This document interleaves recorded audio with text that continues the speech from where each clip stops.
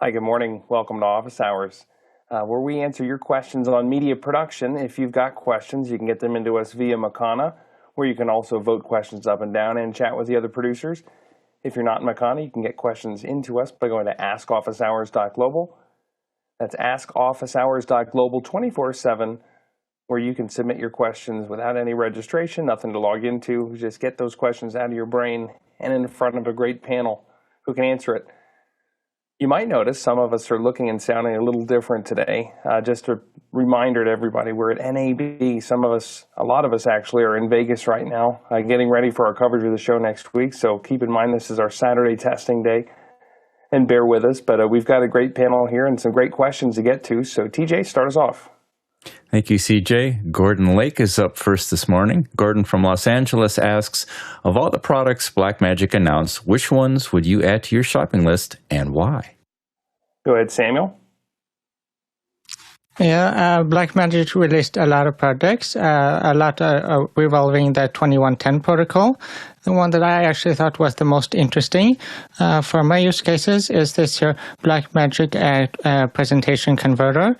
And it's actually, it looks like an all-in-one a conversion box that can do HDMI in and out, and also to 2110. And also you can reverse it around and do it the other way.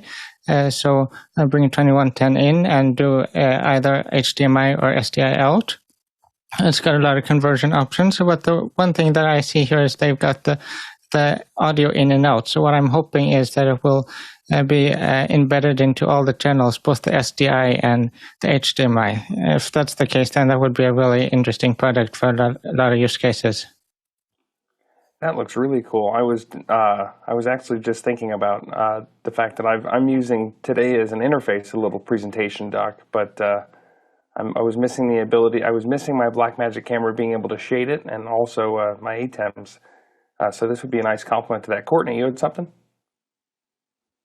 I also like the presentation controller interface, but one of the most interesting ones that DaVinci has been vacant in this area before is the replay controller, which interfaces to Resolve and a whole new tab for viewing on Resolve, cut tab for news cutting and for doing instant replay and assembling stuff live while you're on the air. So that was kind of interesting. So now we can have some degree of instant replay off of DaVinci, so we can do our own kind of EVS if we get that in here for office hours. We could do highlights reel at the end after we're rolling credits. And we're going to have to bring in Robert Green with his EVS. He'll really get us, figured out. Well, thank you to everybody who had the time to not slog through, but quite a long Blackmagic announcement. I'm happy. I was traveling. I had no way to look at it. Next question. Eric Hertz from Hartford, Connecticut asks, has anyone been using the Zoom SDK for Unreal? What do you think about it? Go ahead, Ronnie. Yeah, we used it for some time, and we're continually developing and changing new stuff. It's amazingly stable for being kind of a beta product, and the only thing we experience is the normal Unreal Engine trouble. If you don't have enough power to the CPU and GPUs, you're out of luck. So fortunately, one of my employees, he's a professional gamer, so to speak. He saw that the power supply to one of the laptops running this Unreal Engine while we do testing, and we couldn't understand why we couldn't have the full performance. And as soon as we jacked in the power supply, everything went smoothly. So we have good experience with it. We feel that this is making enormously many new opportunities to have a visual attractive production using Zoom. And the thing we have been discussing internally with our companies, when is it enough? So what is being returned to the user experience part of it? Is this going to be like for a specific kind of customers? Can we use this technology for all the conferences and virtual meetings that we are planning? So we have a kind of a discussion about the design and the user experience more than the technology, and we are kind of trying to limit ourselves in that part. And hopefully we get to see a little bit of that this week, some creative applications of it. Next question. David Brady from New York City, New York says, the ATEM SDK released yesterday adds 10-bit YUVA support. What are some of the implications for developers? Jason? The main one is that you've got a whole lot more color with which to key. And to that end, you can, in real time, end up pulling much, much better keys. Was there anything else in the SDK? I missed that. David, if there's other things you want to ask on that, I'm interested, because every time there's something new with an ATEM SDK, I'm just waiting to see what the detective powers of Atom Tau will find in there to bring in the mix effect. It seems like every time there's a new feature, we just get, it's like a little present. Like, here you go. Your switcher just got better because there's somebody really smart working on that. Next question. Via the QR code, Jesse Kester from Glendale, California says, is it safe to assume that the newly announced URSAs are all going to be rolling shutter? Go ahead, Samuel. Yeah, that's pretty safe to assume, because they didn't say anything about it, and I looked at the specs on their site, and they don't mention the shutter at all. So if it was global shutter, I'm sure they would have mentioned it. It's also got 16 steps of dynamic range, and it's often challenging to get if you have if you use rolling global shutter, you often get less dynamic range. So that's often a challenge with the global shutters. And Adrian. Yeah, absolutely agree with Samuel. I spent quite a bit of time yesterday going through the release, and there's no mention of global shutter in there, and yeah, the clue of many stops of dynamic range is something we're not going to see with global shutters for a while yet. Next question. From Andy Kokendorfer in Viera, Florida. Andy says, Atmos releases Ninja Phone at $399. It seems a bit overpriced. Courtney? Well, if you compare it to the free version that comes from Blackmagic that does similar things, yes. But if you look at the fact that Blackmagic doesn't sell a whole lot of monitors that record other than their video assist, and that seems to be pretty much the entire Atmos line, is all the Ninja recorders that are basically monitors and recorders. And this kind of takes the plane record anything other than, it says 10-bit ProRes or H.265. Send that in. I guess you have to use an outboard USB recorder of some sort to capture ProRes, unless they're doing compressed ProRes, super ProRes LT or something. And I don't know if I'd consider it overpriced just to think about, because the market is so much smaller than what would be a typical consumer good. But if you thought about what would you pay for a recording monitor that had the screen quality of an iPhone, I think you get into the $1,000 territory fairly quickly. So I'm going to go with good on them. Next question. Brian Bavito from Detroit, Michigan asks, what would be a good power zoom lens for the new Blackmagic PYXIS EF without breaking the bank? Samuel?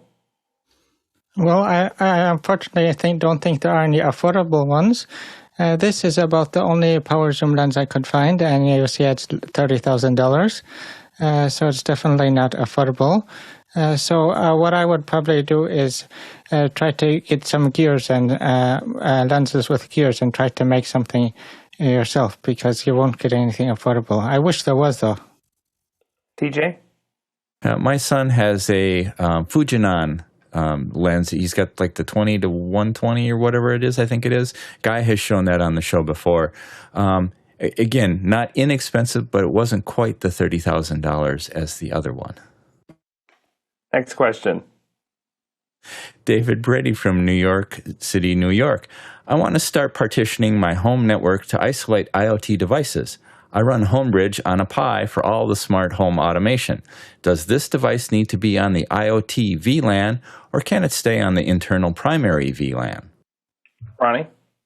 So the short answer is it should stay on the same IoT VLAN where you have all the devices because of all the communication that takes place.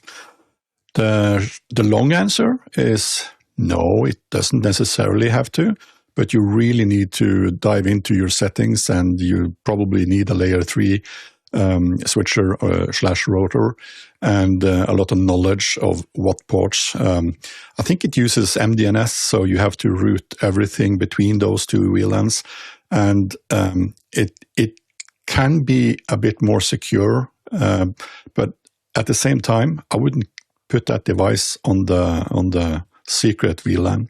I would put it out with the other IoT devices. Samuel? Yeah, I totally agree with Ronnie that you would want to put it on the IoT device, on the IoT VLAN, and then you would want to open the port so you can communicate from your main VLAN onto your IoT VLAN. So that's what I've done here. Almost all my IoT devices are on its own separate VLAN, and it actually works quite well. Adrian? Yeah, the guys absolutely covered it. You're going to need some routing in there if you want to put the two together. Homebridge works between IoT devices and HomeKit devices, so they're going to need to see each other or it won't work. But yeah, it's going to be quite an interesting routing exercise, that one. Courtney, wrap us up.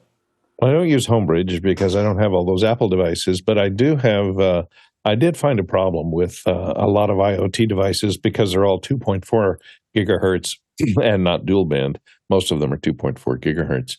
And I had a problem with them when you get a router that has the same SSID and automatically switches between 2 and 5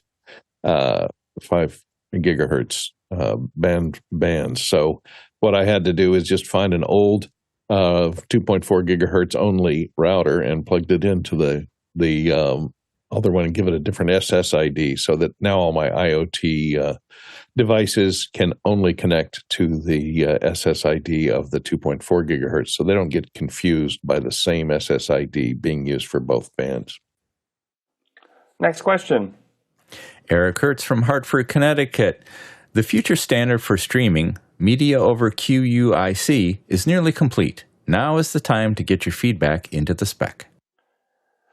Yeah, we've seen a lot of conversation around Media over QUIC as another streaming solution because it's been in debate about whether or not or what the details of the standard are going to be. I haven't personally looked into it too far, but I think if somebody could post that link into the chat that Eric put into the question, I think it would be a good time for us as a community to read a little bit into that. And try and give it the office hours touch. If we all ask for something at the same time, well, we just might get it. Next question. From David Brady in New York City, New York. David says, I'll be acquiring a Mevo Core for testing as an NDI lock-off camera in a studio. What would be the most practical medium 4/3 lens to consider? Ooh, we've got a Mevo. Samuel, Micro go ahead. 4/3. Yeah, what I would probably recommend for all-round lens is a 12-35 f2.8. It's a constant aperture lens. I used to have this before when I used Panasonic cameras, and I actually quite liked it quite a bit. So that's what I would recommend for all-round lens. Next question. From Rian Smith in Trinidad, Tobago, West Indies. Save this for Saturday. Not a usual question. We get a lot of used vehicles from Japan here. Most come with car decks highly integrated with systems, except they're in Japanese without an easy fix to English. Google Translate helps, but no visible option seen. Is there a fix? Go ahead, Adrian. Yeah, Rion, we also have a large number of Japanese imported vehicles down here in New Zealand. In the most part, there are no fixes. The vehicles are still running around with Japanese screens, and you've just got to work out what they are. If they originated out of Europe via Japan, then often you can change it in settings to English, but in most cases you're going to be out of luck. And good opportunity to get out Duolingo and start learning a bit of Japanese. I know sometimes when you get something that's in another language, I was trying to fix my father-in-law's phone, but his whole phone's in Chinese. And so I'm looking at the iPhone and saying, okay, I have to click the fourth menu down, and that'll get me to where I need to go. One other thing to look at, though, depending on, I know it's like this way for Toyota and Lexus, there's often a diagnostic menu that is meant for only the dealership to use, with lots of quirky ways to get in there, like turn the key to, or put it in accessory power mode, and then flick the headlights on and off 3 times, and then the center console screen changes to dealer service mode. And sometimes a configurable option that isn't normally available is buried in there somewhere. Go ahead, Courtney. Yeah, one thing you could do is get the owner's manual. If they have a PDF version of it, run it through Google Translate if there's not an English version of it available. And maybe there is a way, like you said, to reset the language to English.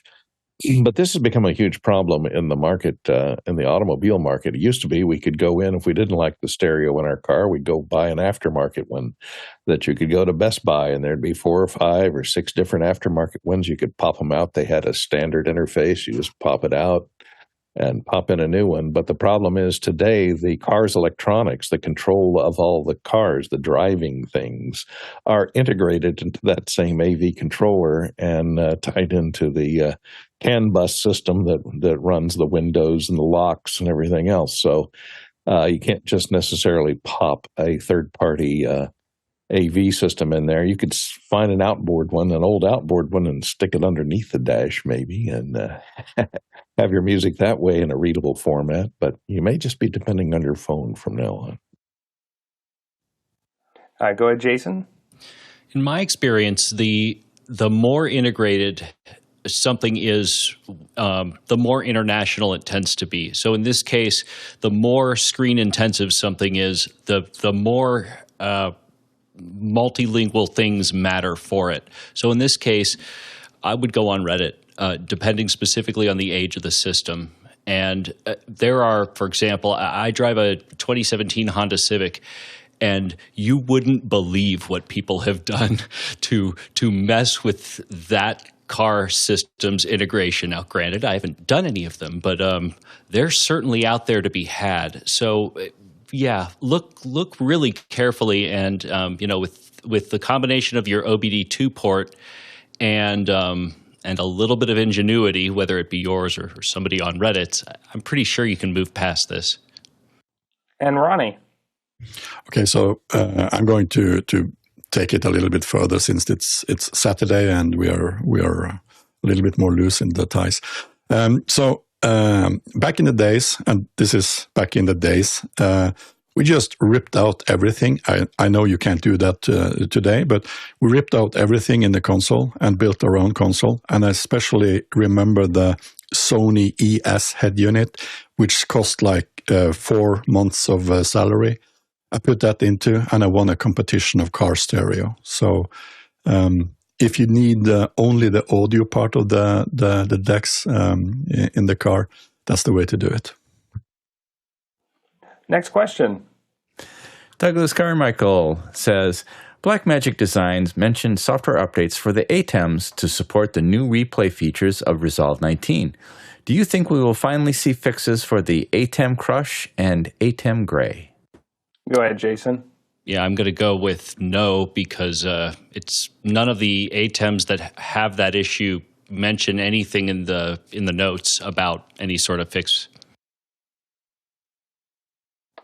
Ronnie? Well, the gray is kind of fixed, I have understood, but the black crush is nothing that they probably would or could fix other than change hardware, as I've understood it in the last few months. So answer would be no, but the thing they are adding to Resolve is really cool. Next question. From Chester Sweeney in Las Vegas, Nevada, also via the QR code. Chester says, is there a way or ways to use my iPhone to record a video on my iPhone 14 Pro of my children running and playing and make the recorded footage look similar to a Benny Hill chase or the 1966 Batmobile coming out of the Batcave? All right, go ahead, Courtney. Well, I'm not an iPhone specialist, and I'm sure we have several of them here on the panel.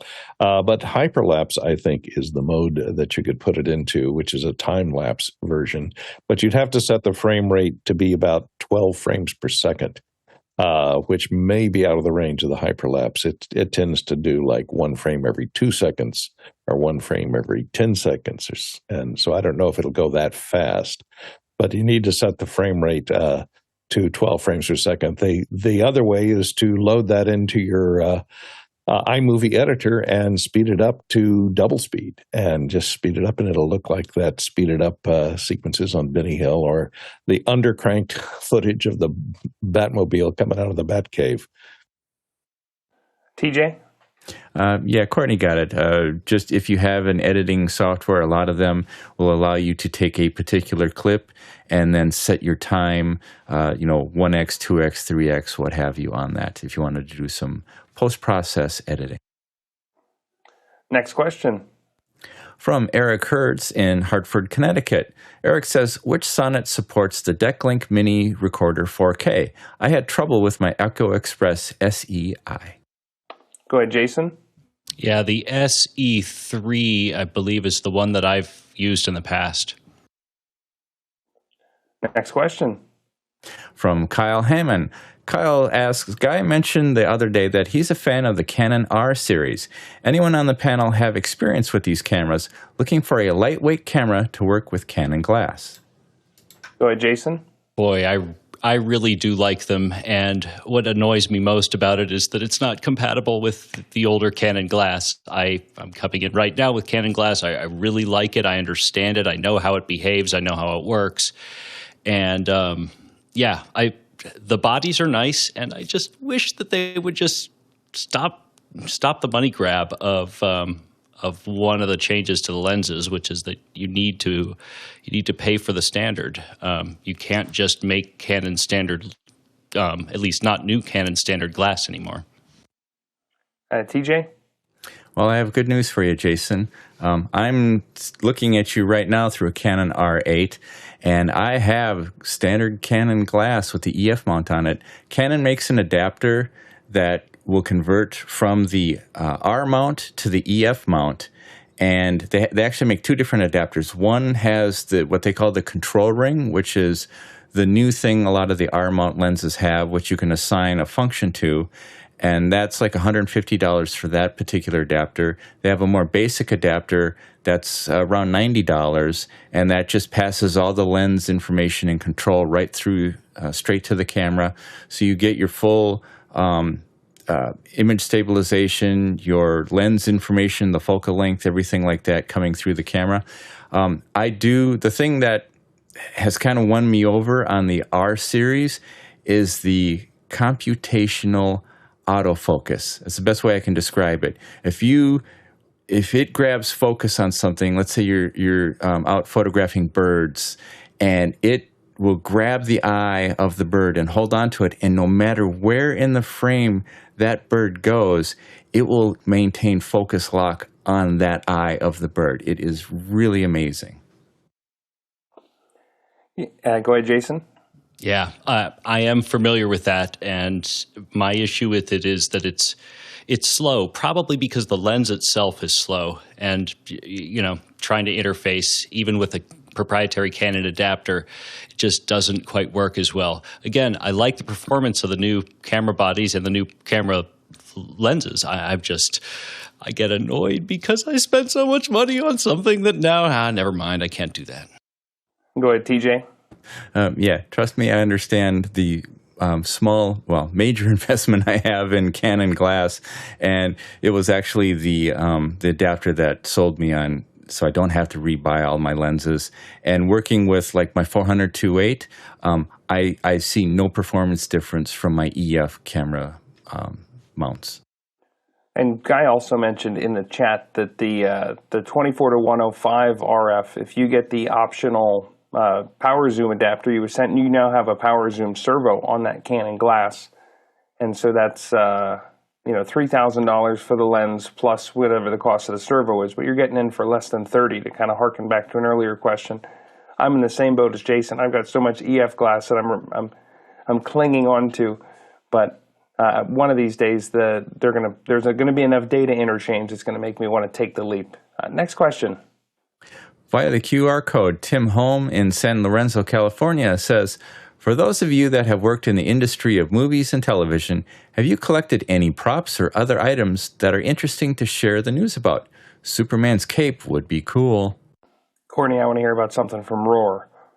I don't think I have any. I have the recorders that were used to record all the soundtrack of Roar. I still have both of those and all the microphones used because I was the sound mixer. The props, I don't think I have any props. Movies these days, I tell you, the studios have gotten onto the fact that the props are worth a lot of money if the film turns out to be unique in some sort of way. So they're pretty tight on letting those props out. I do have, having worked on Dexter, the TV series, for 7 years, I did buy Dexter's laptop and his go bag that he carried over his shoulder the entire series. So I have that Oakley bag and his laptop that was used on the series, the Hero laptop that was used in the series, because I had to look after that for the show, but I had to buy it. I have a receipt for it from the production company, and I had to agree not to put it on eBay for sale. So, and the prop man was very mad because I think he wanted it, and I swooped in for the production and bought it out from under him. He had to buy the backup one, because he was going to try and, donate it to the Smithsonian or something. That's right. Yeah, Courtney's got the Hero laptop, and don't let anybody else have it. That's right. I've got the one. I've got a few Miami medical evidence bags, I think, that are in the pocket of the go bag and a few other things. But yeah, though they're pretty tight on that stuff. You can buy things off of a shoot at the end if the production doesn't see any intrinsic value in it. But they don't want to see that stuff showing up in the black market somewhere for selling for a lot of money when they let it go through their hands for cheap. Next question. Via the QR code, Francis Frey from Cambridge, Massachusetts. Which is your preferred video transcript editor? The simpler, the better. Go ahead, Ronnie. Well, there are many to choose from, and if I understand the question correctly, so you're not out for the transcribe process itself, which I would prefer to use Whisper. But there is a tool that we have started to use more and more functionality in our studios, and that is something called DaVinci Resolve, which now in version 19 also released text-based editing, which could be something that are related to your question, but I'm not entirely sure what you are actually out for. Next question. Guy Cochran from Seattle, Washington asks, was it very difficult to get SRT feeds for the Eclipse field crew that never used it before? Well, I had never used it before, and I had OBS on the computer. Jeff Keithley provided the right links. We pretty much opened up our settings and pasted in the right link, and I was actually shocked at how not difficult it was, but a lot of good organization and infrastructure to make that happen. On my end, I was copy and paste. Go ahead, Ronnie. Yeah, we had previously done this kind of years back, so I had some experience doing this. The newer version of OBS has definitely handled this or made it better and more stable. But of course, you have to make sure that you are using the correct parameters inside OBS. And there are a lot of parameters to choose from, depending on who you are sending the signal to. And we had to assist on a few sessions with Todd, and just to get people that never knew about this before, how to get them up and running. And once you're using a pretty new version of OBS, this is kind of straightforward, as long as you have the correct URL, which is a little bit difficult for some people to understand, but you have to add all the parameters in one long string, which actually then makes everything happen in the back end of OBS. So kind of easy for those that know this, and a little bit frightening for those that didn't. Well, thanks again for making it easy for us that don't know about all. We had the string served up on a nice little silver platter. Next question. Also via the QR code drop, Jason San Augustine from San Diego says, What is an affordable and straightforward way to connect my multitrack digital audio workstation recording to my ATEM ISO using a timecode?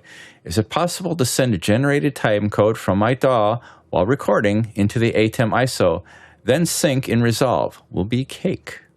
Go ahead, Jason. No, it's not.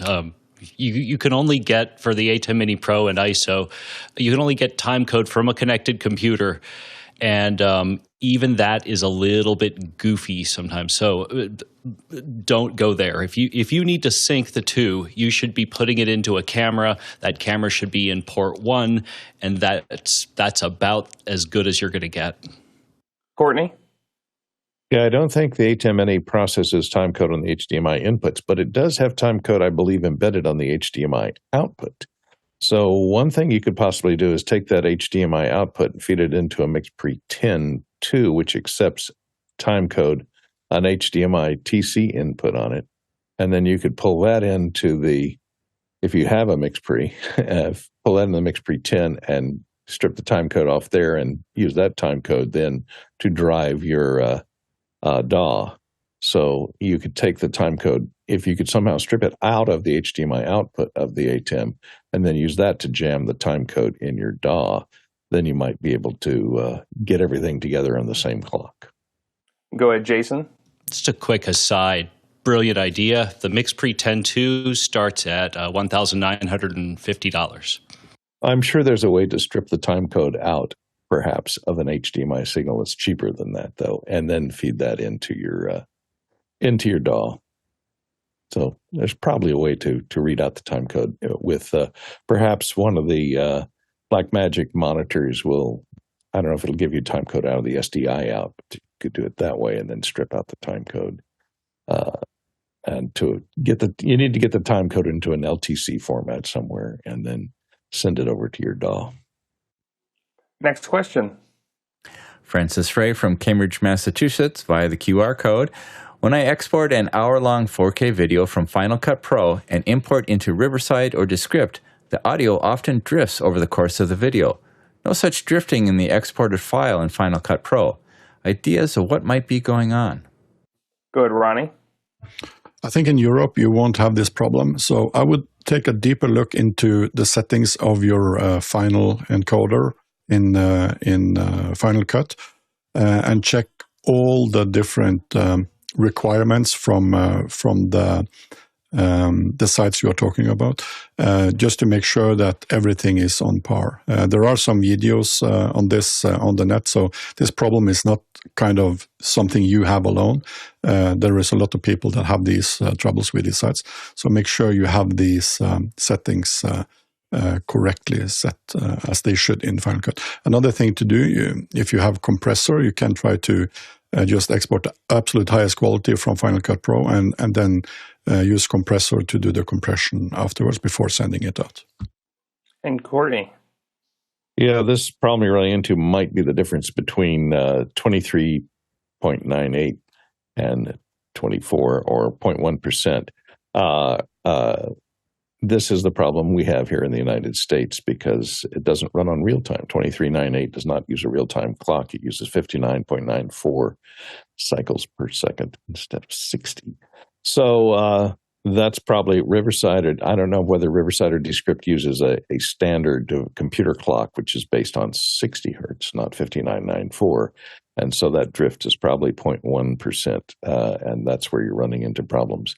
If you can set either one of those softwares to 5994 or 2398 or whatever your frame rate is on your 4K project, you might be able to solve the drift problem. Next question. Douglas Carmichael asks, what use cases would be optimal for a 1ME ATEM Constellation versus the 2ME version? Go ahead, Samuel. Well, the 2ME has two mix engines, while the 1ME only has one. But in addition to that, then the 2ME has 20 inputs, while the 1ME has only 10 inputs, and it also has more outputs. And also the 1ME doesn't have a super source, so that's quite a practical feature. You can build a super source with boxes. So it's not only the mix engine, but it's also the other additional features and inputs and outputs in addition to that. Ronnie? Yeah, use case scenario, if you don't need, as Samuel said, super sources, or you don't need a lot of DVs, which also is more of in the 2ME. For instance, if you have a small home studio like we do here, probably sufficient to use a 1ME.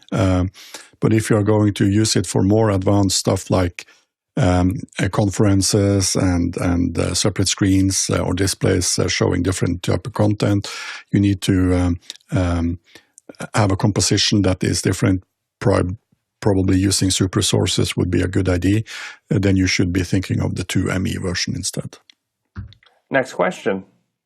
Via the QR code, Gabriela Esheshao Mestiera from Sault Ste. Marie says, someone said that the new Blackmagic devices 2110 devices may not match other industry standards outside of Blackmagic designs. New presenter station mostly duplicate things that already exist but run on popular standards like NDI, H.264, HEVC, DanteAV. Is this really a good deal? Go ahead, Jason. Okay. When I saw this device, I immediately thought, oh, that could solve so many problems. Okay.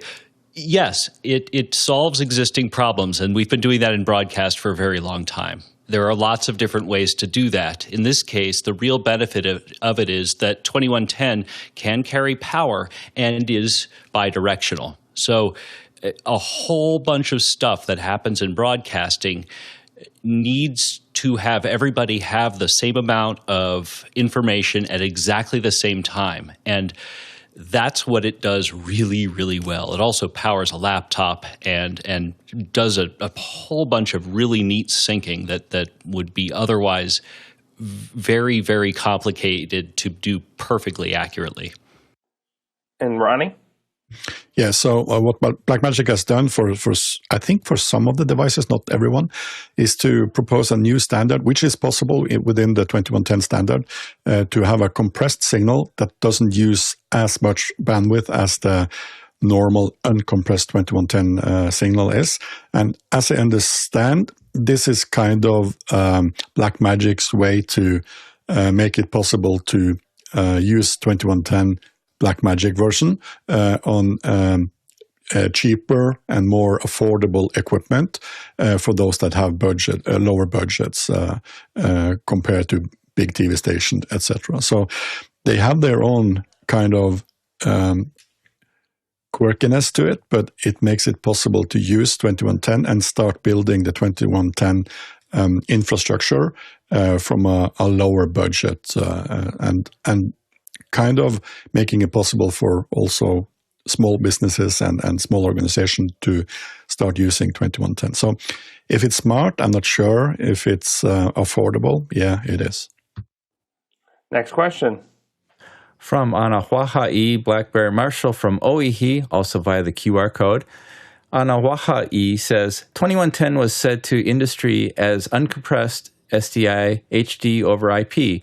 With Blackmagic Designs now using their own compressed flavor 2110, is this another misstep in making their product less compatible to industry standards used by other gear like they did in the past with 3G, etc.?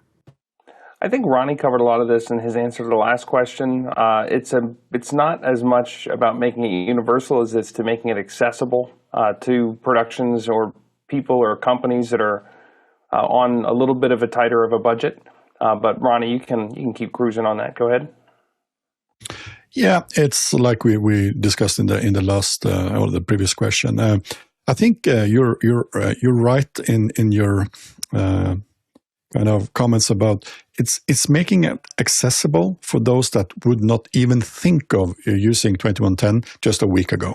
So in our studio, we have kind of waited for NDI to be kind of the right thing for us. It never ended up being that unless we are doing this in the cloud. So in AWS, of course, we can use NDI as much as we want. In our studio, physically, we still have cables. And for us, using this Blackmagic technology now that are making it possible for us to start using 2110 in our studio, I think we could be thinking of that. I'm not saying we are going to do that, but it's definitely more affordable than just 1 week ago. But Jason? You know, Grant is kind of an impossibly mad genius when it comes to things like this. And every word of what you're saying is correct, except for the part that is misstep. I'll give you an example. There really were only two standards for SDI, 3G and 12G. 6G was never a standard. Blackmagic just kind of decided that, well, we want 4K now, and we're going to do 4K 30. And if you want to use it as 3G SDI, go ahead. Don't push it because it's not going to work perfectly for 4K 60. But I did a lot of production in over 6G because I wanted to be able to transport 4K over a short distance. That's not a misstep. That's how you push an otherwise ornery industry forward. Courtney?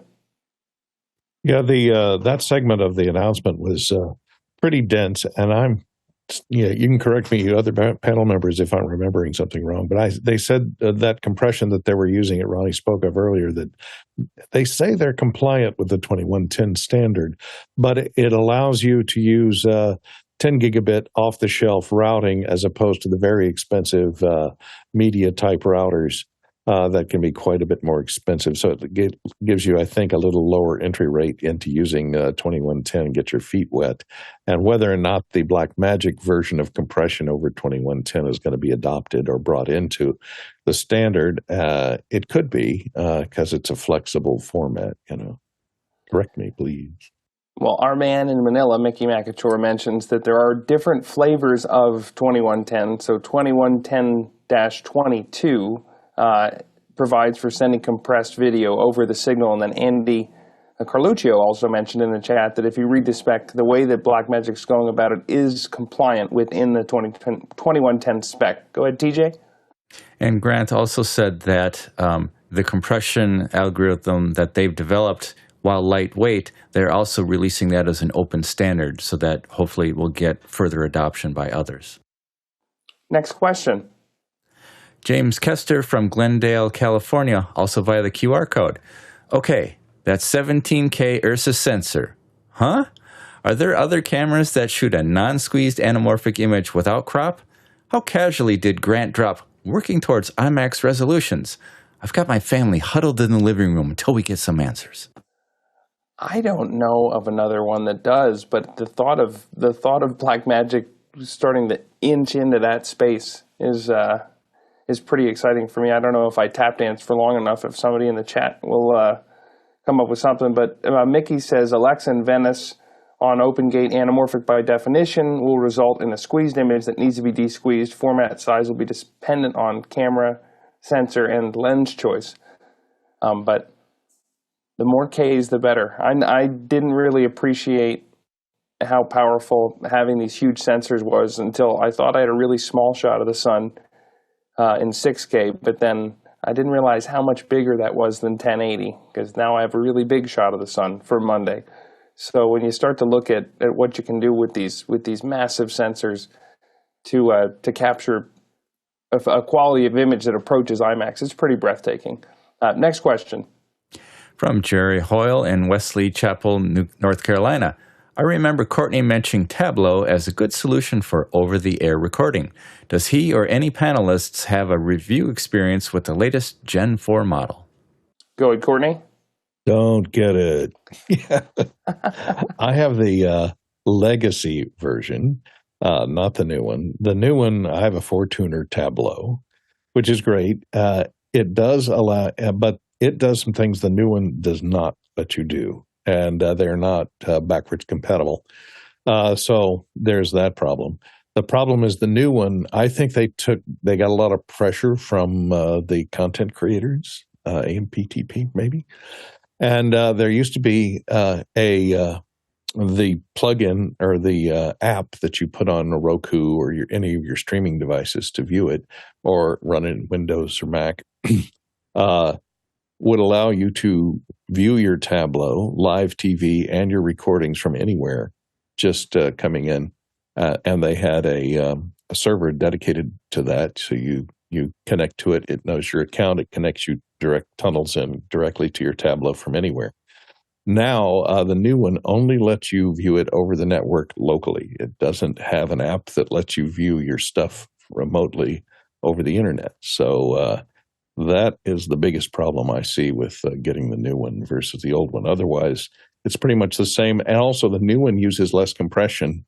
It did a step back on the amount of compression it uses, and so it looks about the same, but it takes up twice as much space, I think. So you get less hours of storage per terabyte of external media put on it. So there's a couple of disadvantages of the new one versus the old one. I'd say if you have the old one, stick with it. They still support it, at least for the time being. Next question. Douglas Carmichael asks, when would you use an HDMI or SDI converter in lieu of a DeckLink card to feed a Constellation switcher? Does a DeckLink appear as a monitor to Mac OS? Go ahead, Jason. Well, if I answer your second question, then the first one no longer matters. It doesn't show up as a desktop. It's for gen-locked playout, which can only be tapped when addressing that SDI or HDMI port directly. That's kind of a feature and not a bug. That said, your best bet for trying to do that and then try to get it back in, no, that doesn't make any sense. So, yeah, no, I'm going to stick with my original answer. Next question. From Paul Walhus in Austin, Texas. Paul says, is the Humane Pin wearable AI device, which reminds me of the Star Trek badge, going to be the wave of the future? Would you get one or something similar? Go ahead, Courtney. Well, I think if you're going to get an AI device like that, building it into glasses is probably a little bit better because you don't have to hold your hand up. That pin does have a display on it, but it only displays, it projects. So it's going to project an image out onto a table or onto your hand. They show you, it senses your hand there, and then it projects onto your hand. So it's going to be weird seeing people walking around going, let's see, have they been taking notes on their hand? You know, and so its heads-up display is a hands-up display instead of a heads-up display. So that's a little bit bizarre. I'd prefer something that is invisible, built into glasses, and that people don't know that you're looking at their entire bio when you meet them on the street. Yeah, I'm usually pretty bullish on emerging technologies and trying to see how we can, push the envelope and push everything forward. This feels like I don't know what problems it solves without creating more distraction than benefit that you're getting. But I'm excited that somebody's making something like this. Maybe maybe whatever the technology is in 4 or 5 years will be something that is really exciting. But right now, it just seems like it's too new. Go ahead, Courtney. Oh, here's an idea, Elon. Jump on top of this. For your neural implant it into the auditory sensor so that it can whisper in your ear inaudibly without anything in your ears. All that information, so it'd be an augmented brain, augmented reality for your brain with a little person whispering in your ear always. Next question. Gordon Lake from Los Angeles, California wants to know, can you use a switch or other device to extend 2110 cabling more than 100 meters, thereby taking away the advantage of fiber? Go ahead, Samuel. Well, in theory, you could, yeah.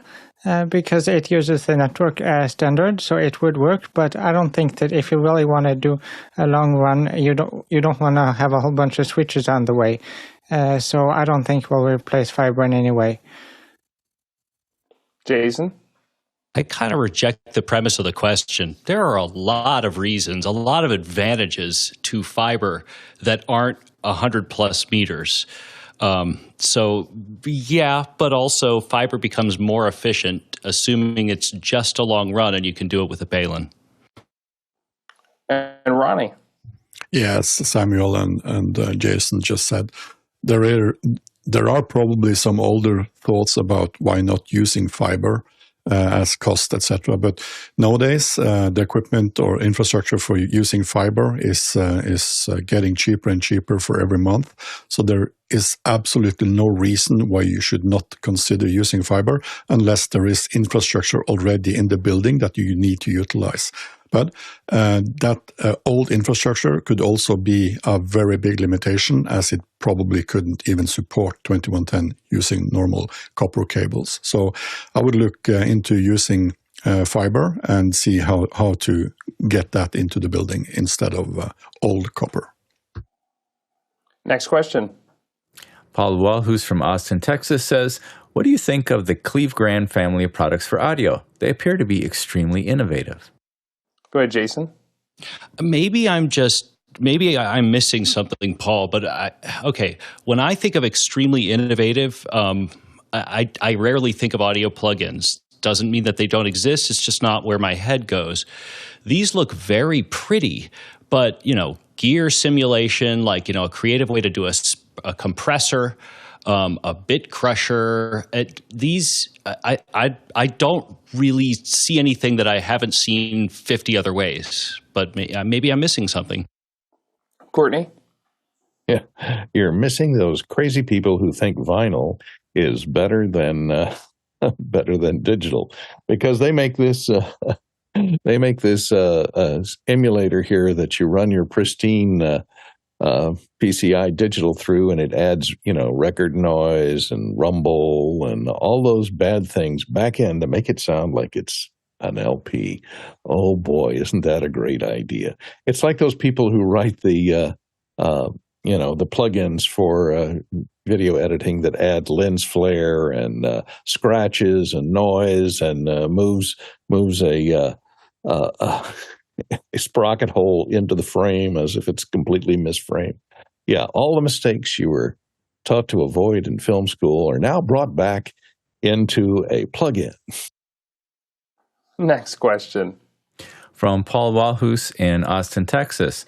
You can save $70 if you buy the Fallout branded bundle from Elgato. What do you think of this cross-branded discounting, and is it worth it? All right. I'm sorry, Paul, I did not have a chance to take a peek at this link, but TJ, help me out. Well, yeah, it's it has some of the graphics and stuff from the video game on the Stream Deck or the control with the knob.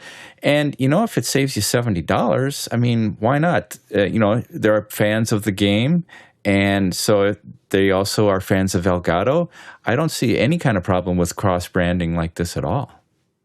And it is a good week to be on the lookout for discounts. I was downloading No Omniscope onto my Rode computer because I normally don't have it on here, and they said, hey, we're 20% off for NAB. So it's a good week to just public service announcement. If there's a piece of software that you've been looking to buy that is just a little too dear, it's worth taking a look to see, is there some sort of sale going on this week? Speaking of this week, we're going to be doing our tech rehearsals and getting everything set up today, but we start broadcasting from NAB tomorrow. So the live stream times are Sunday and Monday from noon to 3, Tuesday from 2 to 5, and then as of right now, Wednesday at 10 to noon. That could evolve depending on how the days go and how much interest we have. But we've got a lot of excitement. I know that Alex and Jason were working on building the booth yesterday, and Alex is back at it this morning. That's why we don't see him on the show today. But lots of exciting coverage that we hope everybody will stick around for. It's going to be a short show today. We're coming in remote, and we're also a little light on questions. We've got a lot of people in transit, though, so that's fair. A couple thank yous. Thank you to the panel for being here. My internet connection was a little foggy at some points, and I was very happy that I could lean on all of the expertise that's around the room. Thank you to the producers for asking the questions and giving us something to do this fine Saturday morning. This is a different animal for me on the West Coast. This Pacific time thing is a lot earlier. It's a much earlier call. I don't know if I'd recommend it. I think I'm going to go back to Philadelphia. And then also a thank you to our amazing crew on the back end who helped us as we come in from different places, making sure that we look and sound good even when we're not in our normal places to be. Those ladies and gentlemen keep us going every single day, and we're very appreciative. Couldn't do the show without them. For the Tlaloc traversal today, 46,000 miles, that's 75,000 kilometers, 368 million bananas for scale. Let's jump into After Hours.